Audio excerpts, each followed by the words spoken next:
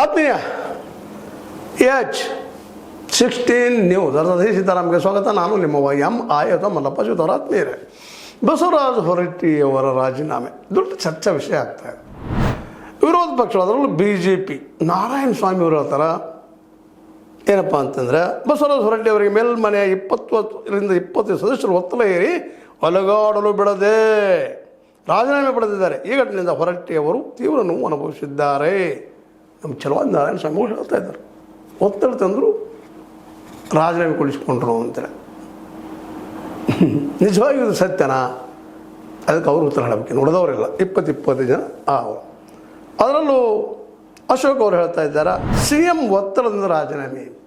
CM ಅವ್ರಿಗೆ ಒತ್ತಡ ತೊಗೊಂಬಂದರು, ಅದಕ್ಕೆ ರಾಜೀನಾಮೆ ಕೊಟ್ಟರು ನಮ್ಮ ಬಸವರಾಜ ಹೊರಟ್ಟಿ ಅವರು ಅಂತ. ನಿಜವಾಗಿ ಒತ್ತಡ ಹೇರಿದರೆ ರಾಜೀನಾಮೆ ಕೊಡಬಾರ್ದಾಗಿತ್ತು. ಯಾಕೆ ಕೊಟ್ಟರು ಅವರಷ್ಟೇ? ಅವರು ಸ್ವಾಭಿಮಾನಿಗಳಲ್ವ, ಅವರು ಸೋಲ್ಲಿ ಹಾಕೊಂಡು ಅದಕ್ಕೆ ಅಲ್ವಾ? ಆದರೆ ರಾಜೀನಾಮೆ ಕೊಟ್ಟಿದ್ದಾರೆ ಅಂದರೆ ಈ ನಮ್ಮ ಕಾಂಗ್ರೆಸ್ಸಿಗರು ಹೇಳ್ತಾ ಇದ್ದಾರೆ.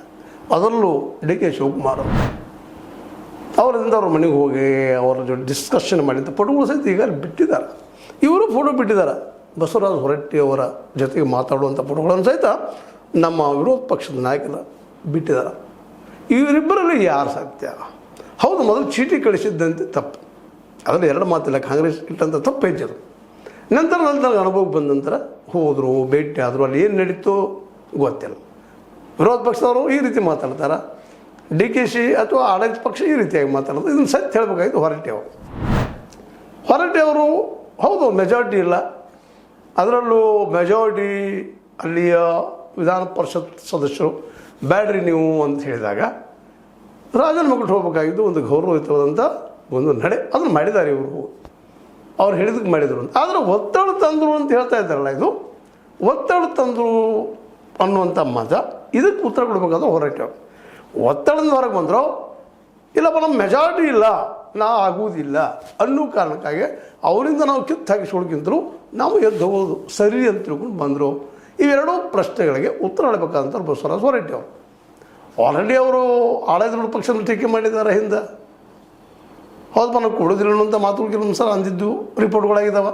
ಅಂದರೆ ಈ ಬಸವರಾಜ ಹೊರಟ್ಟಿಯವರ ಇವೆಲ್ಲ ನಡೆಗಳಿಂದಾಗಿ ಇವತ್ತು ಗೊಂದಲ ಜನಸಾಮಾನ್ಯರಲ್ಲಿ ಮೂಡ್ತಾ ಇದೆ. ಯಾಕಂದ್ರೆ ವಿಧಾನ ಪರಿಷತ್ತಿನ ಸಭಾಪತಿ ಅವು ಸಣ್ಣದಲ್ಲ, ಬಹಳ ದೊಡ್ಡ ಪೋಸ್ಟು.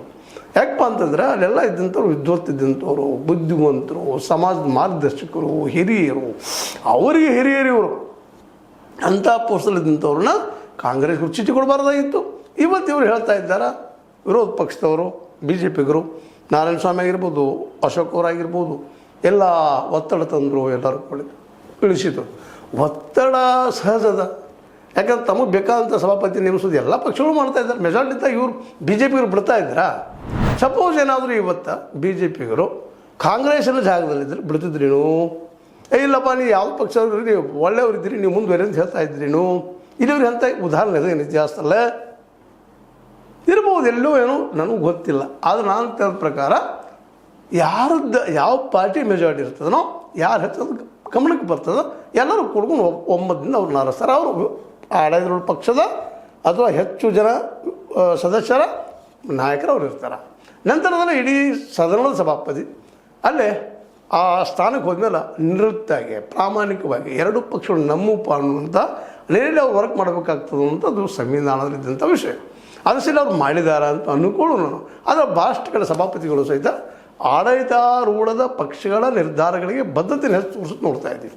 ಇವತ್ತು ಲೋಕಸಭೆಯಲ್ಲಿರ್ಬೋದು, ರಾಜ್ಯಸಭೆಯಲ್ಲಿರ್ಬೋದು, ಇದು ನಮ್ಮ ವಿಧಾನ ಪರಿಷತ್ನಲ್ಲಿರ್ಬೋದು, ವಿಧಾನಸಭೆಯಲ್ಲಿರ್ಬೋದು, ವಿಶೇಷವಾಗಿ ಒಲವು ಯಾವ ಪಕ್ಷದ ಸಭಾಪತಿ ಇರ್ತಾರೋ ಅವರು ಇದ್ದಂಥವ್ರು ಅವ್ರು ತಮ್ಮ ಪಕ್ಷಗಳ ಒಂದಿಷ್ಟು ಒಲವು ಇರ್ತಾವೆ ಅನ್ನೋದಕ್ಕೆ ಅನೇಕ ಉದಾಹರಣೆಗಳು ನಾವು ಕೊಡ್ಬೋದು.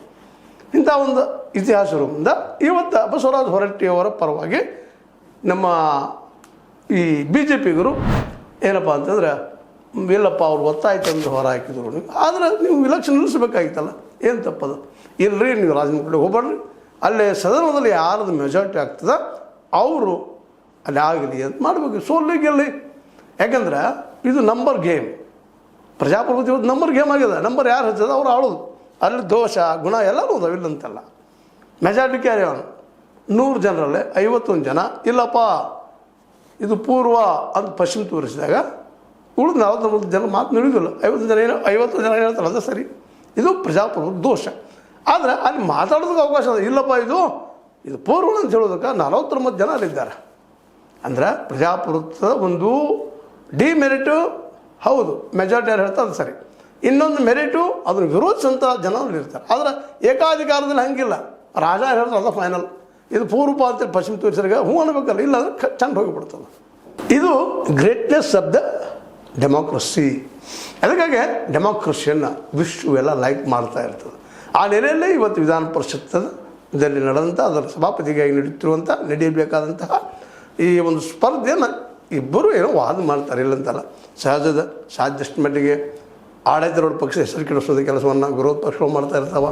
ವಿರೋಧ ಪಕ್ಷ ಹೇಳೋದೆಲ್ಲ ಸುಳ್ಳು ಅಂತೇಳಿ ಆಡಳಿತಾರೂಢ ಪಕ್ಷ ಮಾಡ್ತಾ ಇದ್ದಾರೆ. ಇವರಿಬ್ಬರು ಮಧ್ಯೆ ಸತ್ಯ ಎಲ್ಲೂ ಇರ್ತದೆ.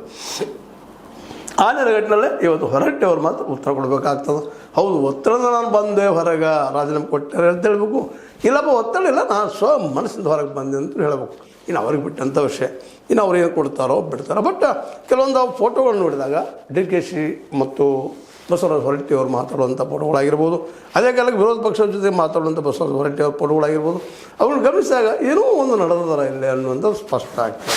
ಅದರಲ್ಲೂ DK ಅವ್ರ ಜೊತೆಗೆ ಭಾಳ ಗಂಭೀರವಾಗಿ ಮಾತಾಡೋದನ್ನು ಗಮನಿಸಿದಾಗ ಅನ್ನಿಸ್ತದೆ, ಹೌದು ಅಲ್ಲೆಲ್ಲ ಹೊಂದಾಣಿಕೆ ಆಗಿದೆ, ಒಪ್ಪಿದ್ದಾರೆ ಅವರು ಅಂದಿರ್ಬೋದು. ಆ ಸಂದರ್ಭ ಸರ್ ನಮ್ಮದು ಮೆಜಾರಿಟಿ ಅದ, ದಯವಿಟ್ಟು ನೀವು ರಾಜೀನಾಮೆ ಕೊಡಬೇಕು ಅಥವಾ ಹಿಂಸರಿಬೇಕು ಏನೋ ಅಂದಿರ್ಬೋದು. ಮಾತಿನೊಳಗೆ ಏನೋ ಆಗಿರ್ತಾವಿಲ್ಲ ಅಂತಲ್ಲ. ಅದಕ್ಕೆ ಅವರು ಒಪ್ಪಿಗೆ ಸೂಚಿಸುವಂಥ ಮಾತಾಗಿರ್ಬೋದು. ನೀವು ಹಿಂಗೆ ನಮ್ಮ ಚೀಟಿ ಕಳಿಸಿರಿ, ಹಂಗೆ ಹೇಳಿದ್ರೆ ನಾವು ಹೋಗ್ತಿದ್ವಲ್ಲ, ನಮ್ಗೆ ಗೊತ್ತಾಗ್ತದೆ, ನೀವು ಹೇಳುವಂಥ ಅವಶ್ಯಕತೆ ಇರಲಿಲ್ಲ ಅಂತ ಇವರು ಅಂದಿರ್ಬೋದು. ಏನೇನು ನಡೆದನೋ ಅವ್ರಿಬ್ಬರದಾಗ ಗೊತ್ತಿದೆ. ಫೋಟೋಸ್ ಮಾತ್ರ ಬಿಡುಗಡೆ ಆಗಿದ್ದಾವೆ, ಅಲ್ಲೇ ಸೌಹಾರ್ದತೆ ಇದು ಕಾಣ್ತಾ ಇದೆ. ಅದೇ ಕಾಲಕ್ಕೆ ಇವರು ವಿರೋಧ ಪಕ್ಷ ಅವ್ರಿಗೆ ಕೂತು ಮಾತಾಡಿದ್ರೆ ಅಲ್ಲೂ ಏನೋ ಒಂದು ಸೌಹಾರ್ದತೆ ಕಾಣ್ತಾ ಇದೆ. ಇವು ಎರಡರ ಮಧ್ಯದಲ್ಲಿ ಎರಡಕ್ಕೂ ಸಮಾನವಾಗಿ ನಿಲ್ಲುವಂಥ ಈ ನಮ್ಮ ಸಭಾಪತಿ ಮಾಜಿ ಹೊರಟ್ಟಿ ಸತ್ಯ ಹೇಳೋ ಕೆಲಸವನ್ನು ಇವತ್ತು ಮಾಡಬೇಕಾಗಿದೆ. ಯಾಕಂದ್ರೆ ಸತ್ಯನ ಮುಖ್ಯ ಇಲ್ಲ ಇದರಲ್ಲ. ಡೆಮೋಕ್ರಸಿ ಅದು ಎಲ್ಲೋ ಆಯಿತು, ಗೆಲ್ಲುವುದು ಕೊನೆಗೆ ಸತ್ಯನ. ಆ ದಿಶೆಯಲ್ಲೇ ಬಸವರಾಜ ಹೊರಟ್ಟಿ ಅವರ ಮಾತುಗಳನ್ನು ಇವತ್ತೆಲ್ಲರೂ ಎದುರು ನೋಡ್ತಾ ಇದ್ದಾರೆ. ಏನು ಹೇಳ್ಬೋದು, ಇಷ್ಟರೊಳಗೆ ಹೇಳ್ಬೋದು, ಅದೇನೋ ಹೇಳಿ ಒಂದು ಮಾತ್ರ ಸತ್ಯ. ಇವರು ನಮ್ಮ ಬಸವರಾಜ ಹೊರಟ್ಟಿ ಅವರು ಮೆಜಾರಿಟಿ ಕಾಂಗ್ರೆಸ್ಸಿಂದ ಇರೋದರಿಂದಾಗೆ ಸಹಜವಾಗಿ ಅವರು ಅದಕ್ಕೆ ಬೆಲೆ ಕೊಟ್ಟು, ಮೆಜಾರಿಟಿ ಜನ ಏನು ಹೇಳ್ತಾರೆ ಅದಕ್ಕೆ ಬೆಲೆ ಕೊಟ್ಟು ಹೋಗ್ಬೇಕಾಗಿದೆ. ವಿರೋಧ ಮಾಡಿ ಏನು ತಪ್ಪಿಲ್ಲ, ಇದು ತಪ್ಪಾಯ್ತು ಹಾಗೆ ಹೇಳಿ ಅದು ಏನು ತಪ್ಪೇನಲ್ಲ.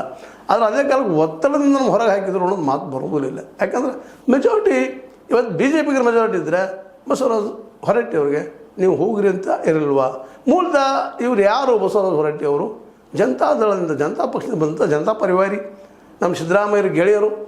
ಅಂದರೆ ಇವರು ಕಾಲಾಂತರದಲ್ಲಿ ಪಕ್ಷ ಚೇಂಜ್ ಮಾಡ್ತಾ ಬಂದರು. ಹೌದು, ಬಹಳ ವರ್ಷಗಳಿಂದ ವಿಧಾನ ಪರಿಷತ್ ಸದಸ್ಯ ಆಗಿದ್ದಾರೆ. ಶಿಕ್ಷಕರ ಕ್ಷೇತ್ರದಿಂದ ಬಂದಿದ್ದಾರೆ.